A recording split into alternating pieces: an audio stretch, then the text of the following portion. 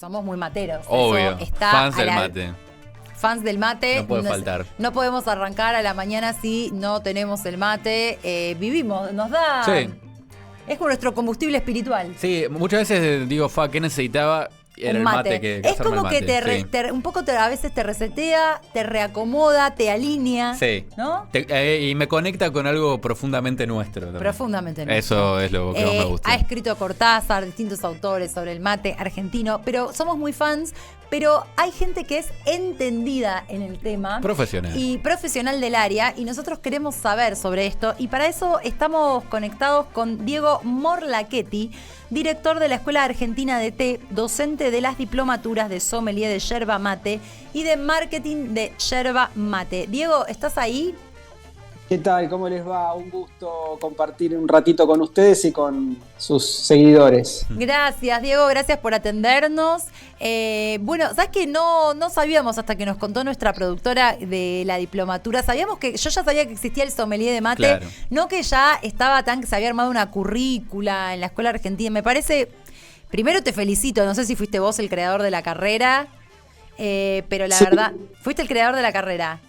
Sí, junto con nuestro equipo de directivos aquí en la escuela, con las autoridades de la Universidad Abierta Interamericana y, hay un grupo de personas, pero bueno, yo soy uno de los que tiene de repente más contacto con el alumnado y demás. Y algo que quiero mencionar, en nuestras capacitaciones muchas veces las toman personas del público en general, pero también gente de la industria productora en Misiones y Corrientes, y ellos son a veces una voz muy autorizada para poder dar referencias, y esto también ha generado que la diplomatura universitaria sommelier de yerba mate haya tenido el reconocimiento por el aporte a la cultura de parte de la Cámara de Diputados o representantes de la provincia de Misiones a través de una declaratoria formal con número de resolución, lo cual también nos alentó a seguir explorando en lo que consideramos que es el momento de la yerba mate. No sé si les pasará a ustedes, pero si son fans y consumidores de mate estarán viendo cómo están surgiendo marcas nuevas, sí, marcas más pequeñas, cooperativas, gente que desarrolla la agricultura familiar, que van lanzando de repente productos como las yerbas orgánicas, que van lanzando una variedad enorme de yerbas compuestas, y a mucha gente hoy le está permitiendo, que de repente no es productora, le está permitiendo generar un emprendimiento, comprando a lo mejor stocks de pequeños productores, revendiendo, lanzando algún carrito de compras con algún perfil en redes sociales. Entonces, hoy se está logrando algo que es la posibilidad de lo que dijo el compañero recién, ¿no? Algo que es muy nuestro y que desde eso que nos genera orgullo, nos genera identidad, poder compatibilizarlo con un medio de ingresos en momentos particulares como los que se están viviendo. Sí. Entonces, por eso digo, es el momento de la yerba mate, porque la gente lo está empezando a ver no solo desde el lugar del consumidor habitual, tradicional, sino también del hecho de ponerse el saco de emprendedor en la yerba mate. Diego, te quiero consultar, ¿cómo es ser sommelier de yerba mate? ¿Cómo son los pasos básicos para un testeo? Excelente. Bueno, en el marco de la sommeliería, además de trabajar módulos que tienen que ver con la historia, con la producción, con todo lo que es el trabajo en un secadero y demás, vemos módulos que tienen que ver con la cata. Nosotros enviamos un muestrario muy nutrido de distintas yerbas, de distintas procedencias incluso, y les explicamos a los alumnos, y obviamente lo hacen en vivo y en directo con nosotros, cómo catar la yerba mate. ¿Para qué? Porque el rol de un sommelier es el siguiente: poder asesorar a los clientes, porque hoy ocurre que se da en el mercado la existencia de tantas marcas. Incluso hoy se vende yerba mate no solamente en los supermercados, dietéticas, casas gourmets, hay mate shops. Hemos descubierto en este tiempo que hay comercios especializados de mate donde entras y tienen 50 etiquetas, 80 etiquetas. Entonces hay toda una revolución. Hay matebares donde las personas pueden, yo lo he visto aquí en la ciudad, donde de repente ordenan un servicio de mate, hay una carta con 35, 40 yerbas que podés elegir, vienen cada una con su maridaje, maridajes más tradicionales, maridajes más gourmet. Entonces hoy estamos viviendo la situación donde hay mucha oferta, y no siempre los clientes, los consumidores tienen la capacidad de poder discernir o determinar. Entonces, en el marco de la cata valoramos mucho las granulometrías o los tamaños de las partículas, cómo está compuesto el blend. Ustedes saben que la yerba tradicional argentina se elabora con un porcentaje de palo, un porcentaje de polvo y hojas que están trituradas en una granulometría más grande y más pequeña, son los 4 componentes del mate. Valoramos también el estacionamiento, valoramos también el terruño, valoramos también las procedencias. Hoy estamos consiguiendo de manera muy sencilla aquí yerbas originarias del Paraguay, marcas del Paraguay, estamos consiguiendo también yerbas brasileras, sí, y por supuesto la que se da a llamar tipo uruguaya, que también es elaborada en Brasil. Sí. Entonces, bueno, hoy interactuamos con una diversidad de productos que obviamente para poder encontrar un paladar elegante, un paladar distinguido, probablemente tienen distintas, hay que tomar distintas decisiones al momento de prepararlo. Por ejemplo, si el agua va más temperatura. A ver si estamos en lo correcto. Digo, ¿cuál es la temperatura exacta? Nosotros acá lo hacemos con una temperatura, sí, pero a ver, ¿cuál es la temperatura exacta en la que hay que tener el agua para hacer un buen mate? Bueno, esa es una de las preguntas del millón. Y a nosotros nos gusta 2 cosas. Primero, dar una referencia que para responder tu pregunta te diría una temperatura que va de los 80 a los 85 grados para tomar. Lo hacemos muy caliente entonces. Sí, 90, bueno, ¿no? Nosotros la ponemos en 90 la pava eléctrica. Pero le ponemos un poquito de agua. Sí, le ponemos templada, un chorrito de agua antes, templada antes para que no quemar la cebadura. Sí. ¿Qué te pasa si te vas muy arriba en la temperatura? El agua caliente tiene obviamente el atributo de enmascarar los sabores. Es decir, yo lo puedo hacer incluso con el té o con el café. Es un recurso que las personas tenemos que al momento de elevar la temperatura del agua para preparar la infusión, lo que hacemos es mitigar, por ejemplo, sabores más extremos como pueden ser el amargor, sí, o como puede ser el caso de la acidez, porque hay muchas yerbas tienen un paladar mayormente ácido. Entonces es un recurso que las personas los usamos y yo no te puedo decir está mal de ninguna manera. Sí, en el momento de la cata lo que queremos es que los alumnos o incluso las personas en general, cuando coordino una cata y demás, puedan tener una experiencia concreta del sabor que está ingresando a la boca. Entonces ahí sí necesitamos que la temperatura sea más baja para que puedan a lo mejor descubrir una estructura de sabor que se genera, se arma en la boca para poder descubrir que cuando beben una determinada marca va a pasar, o un determinado producto, sin hablar de las marcas, va a generarse una cualidad particular. Después, en lo cotidiano, un día estás trabajando, no te diste cuenta, estás con 20 cosas, se te calentó más el agua, la temperatura que lo empezaste a preparar es mayor de lo habitual, bueno, no hay ningún problema. O si tenés un umbral de temperatura mayor que otras personas, hay gente que necesita beber algo que sea muy caliente. Claro, pero entonces, entre 80 y 85 es lo aconsejado. Sería lo ideal para una yerba tipo argentina, sí. Diego, me quedé con eso que mencionás hace unos instantes acerca de los componentes de la yerba, el palo, la hoja en su distinta molienda, digamos, y el polvo. Así es. ¿Qué es lo que aporta cada uno de estos elementos? También pensando en que, no sé, hay gente que le saca el polvo a la yerba, por ejemplo. Bueno, y hay despolvilladores. Sí, eso te iba a decir. Hay hasta adminículos para como despolvillar. Pensando que es algo que es negativo para la yerba, sí, y capaz se están perdiendo de algo que le da Está el otro mito sabor. de, no sé si esto es verdad o si es mito, que el polvo es lo que te da acidez. Claro, yo creo que no, pero que lo diga Diego, bueno, que sabe. Vamos por parte. Si vos me preguntás a mí la opinión sobre los despolvilladores y demás, bueno, es parte, porque justo tocaron ustedes, usaron la palabra, ¿no? Es parte de lo que, digamos, hoy la yerba está teniendo en todo lo que es su industria complementaria, me refiero a mates, bolsos, bombillas, sí, una diversidad que antes no teníamos.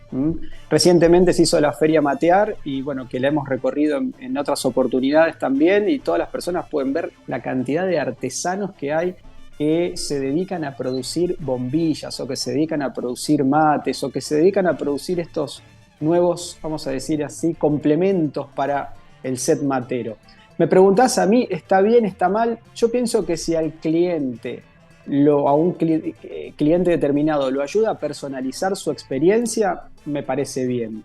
Ahora, yo entiendo que en la medida que a la yerba le retirás algún componente, te perdés la experiencia en su conjunto.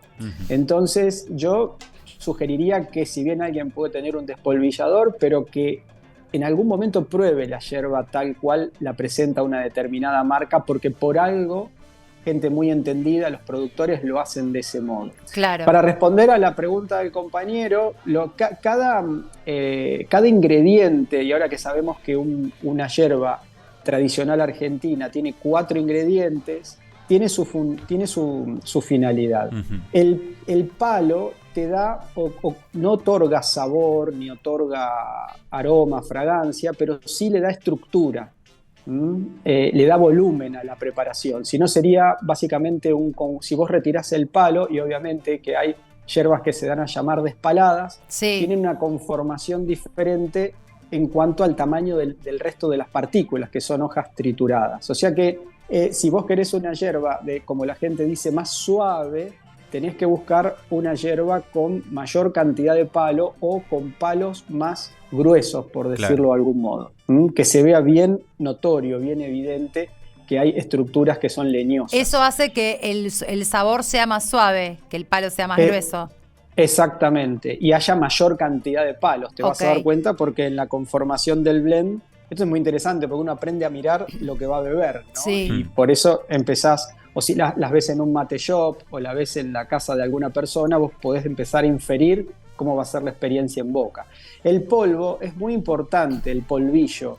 Primero y principal porque la yerba mate tiene que contener polvo y porque el polvillo es responsable del sabor de la yerba mate.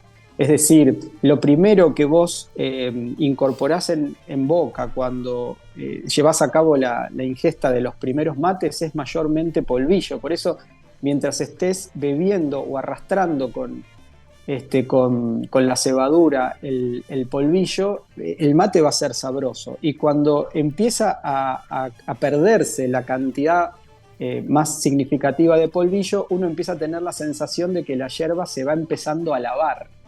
Usando un término que la gente, digamos, indica.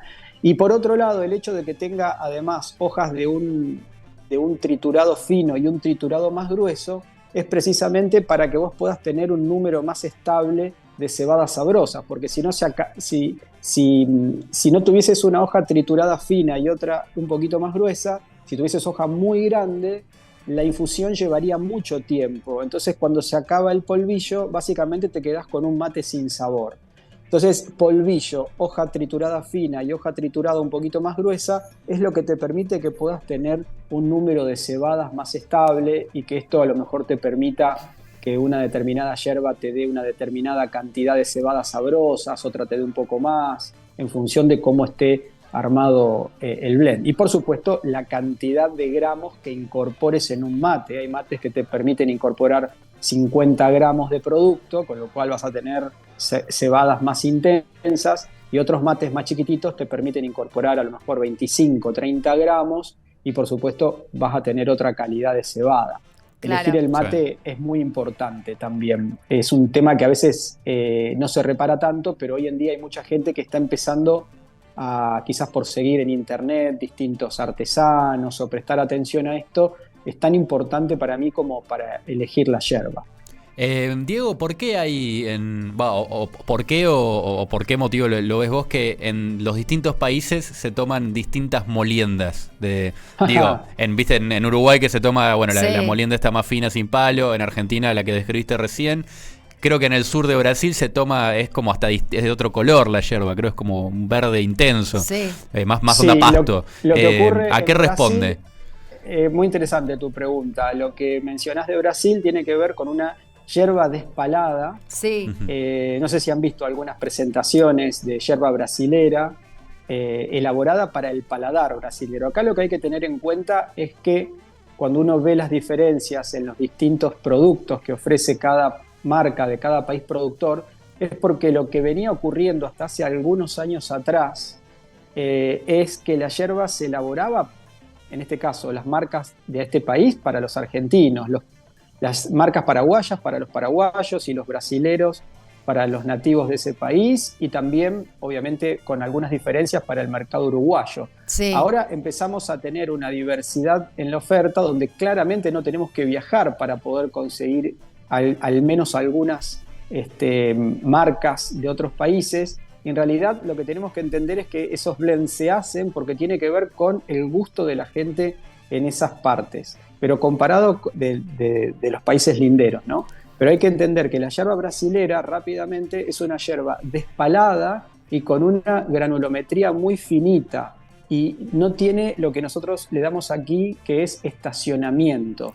Entonces es mucho más, vamos a decir, es más amarga y es mucho más herbal. Es como si estuvieses bebiendo una infusión bien concentrada de cualquier hierba que pudieras preparar en tu casa a modo de infusión. Sí, se parece más como un té de yuyos el sabor. Claro. Exacto. El estacionamiento, ¿qué te brinda? El estacionamiento lo que hace que a lo mejor vos tengas, acá en nuestro país hay, digamos, presentaciones de productos que tienen 2 años de estacionamiento, 3 años de estacionamientos, o casi 3. Si el estacionamiento le va quitando brío, le va quitando intensidad, la va, vamos a decir, como mucha gente dice, la va suavizando en la boca. Entonces estamos muy acostumbrados aquí a una yerba, si se quiere, más añeja, o una yerba más suave o armónica o tenue en la boca.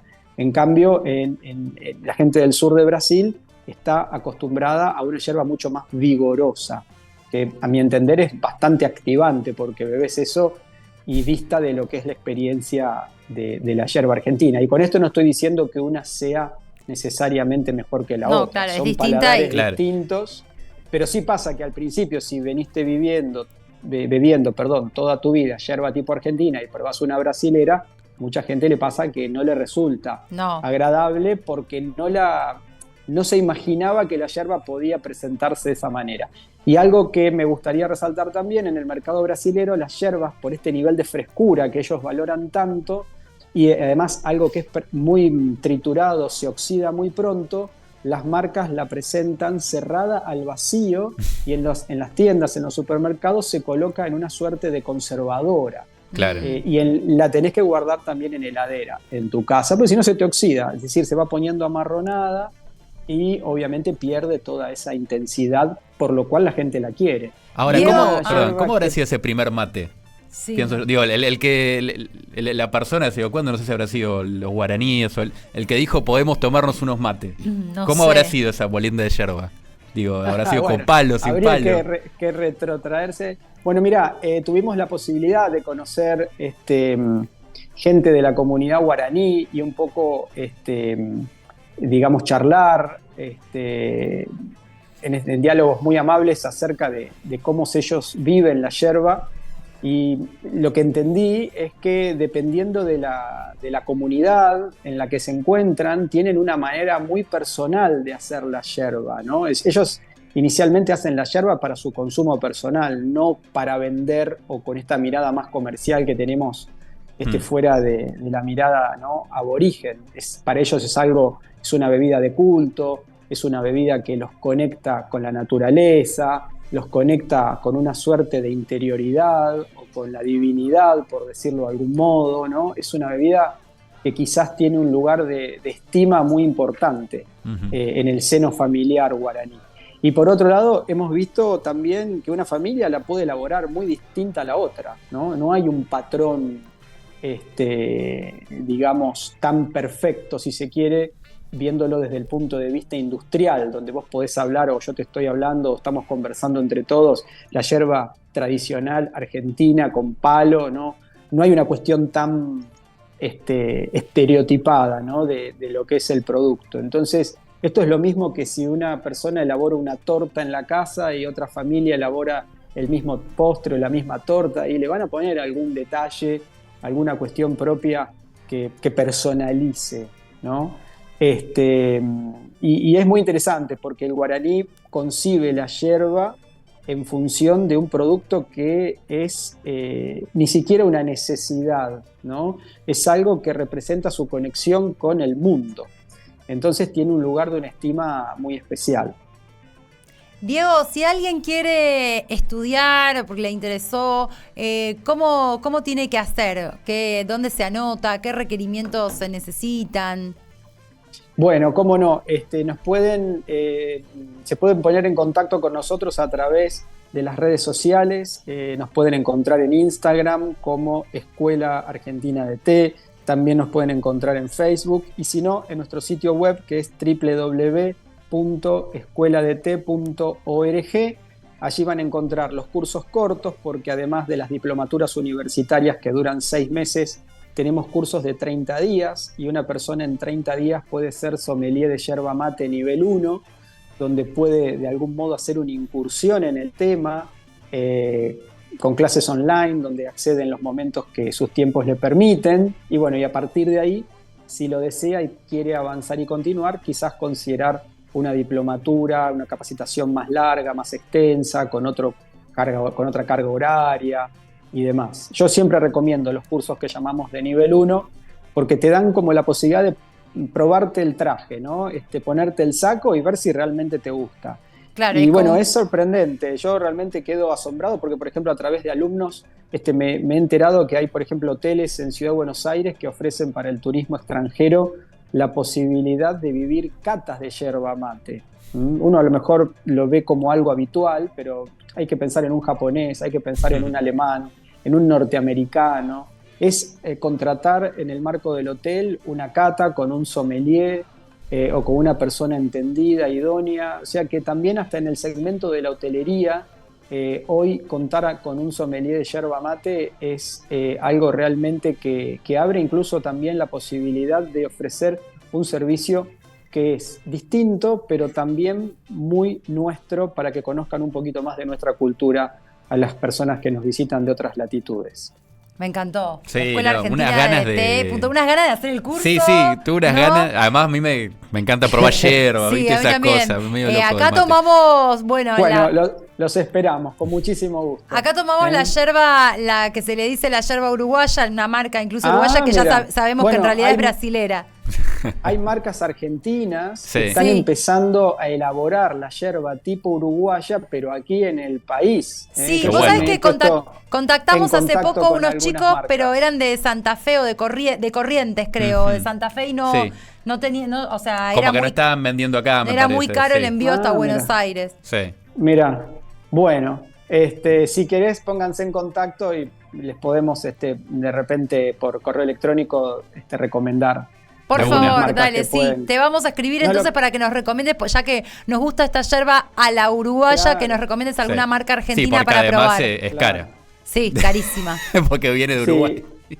No, y también sabés que me gustaría dejar como mensaje, porque al estar en la parte media del país, todos tenemos acceso a las yerbas que están en los supermercados, que son de las grandes marcas, que las conocemos incluso desde décadas, y que obviamente también van adaptándose un poquito a los nuevos clientes que van ingresando, ¿no? Los chicos jóvenes que van de algún modo creciendo. Pero también recomiendo mucho la posibilidad de probar, porque creo que en casa el rol de un sommelier tiene que ser que tengamos más paquetes, que tengamos más opciones, ¿no? Que un día podamos recibir gente y que en función de lo que entendemos que es el gusto de nuestros invitados podamos preparar una yerba distinta a la que beberíamos siempre. Entonces también recomiendo probar las yerbas que vienen de las cooperativas, de las pequeños productores, de la gente que tiene o que lleva a cabo lo que conocemos como la agricultura familiar, donde de repente se reúnen 20, 30 familias, 50, y tienen a lo mejor algunas hectáreas productivas cada uno. Entonces cada uno cosecha la hoja fresca, se la vende obviamente a la cooperativa la lleva al secadero, y bueno, y son stocks más pequeños que claramente son marcas que se pueden adquirir directamente a través de un Instagram o de un sitio web de la cooperativa o de la pequeña marca, pero de repente son productos que no están en los circuitos habituales, y también obviamente mueve a muchísimas familias que de repente empiezan a tener su propia marca. Entonces son productos distintos, y ahí empezamos a probar, no para decir algo es mejor que lo otro o viceversa, sino simplemente para ver cómo podemos tener una diversidad de paladares donde probablemente con más de 200 marcas hoy en día en el mercado no nos podemos aburrir nunca. Y siempre vamos a tener la posibilidad de descubrir una marca nueva.